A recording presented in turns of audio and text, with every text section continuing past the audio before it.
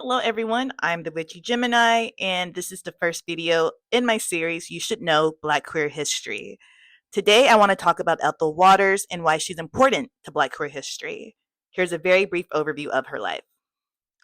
Ethel Waters was born in poverty on Halloween in 1896.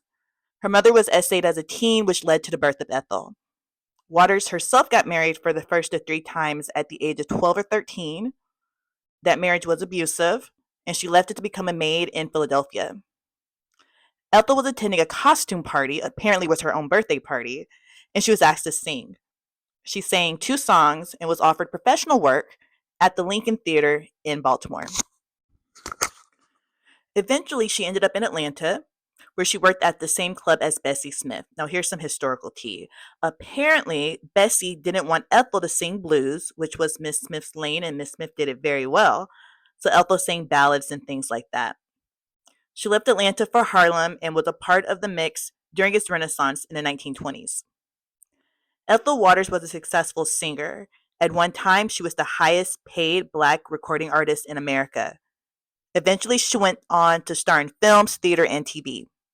In 1933, she became the first Black woman to integrate Broadway's theater district.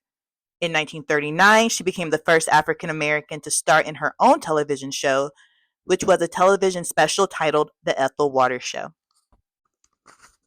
She was the second African American to be nominated for an Academy Award for Best Supporting Actress for her role in the 1949 film Pinky, which I do recommend.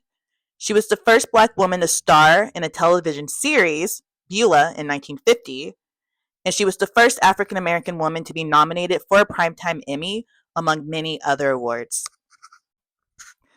She became deeply religious in her later years and toured with Billy Graham. However, earlier in her career, she identified as bisexual.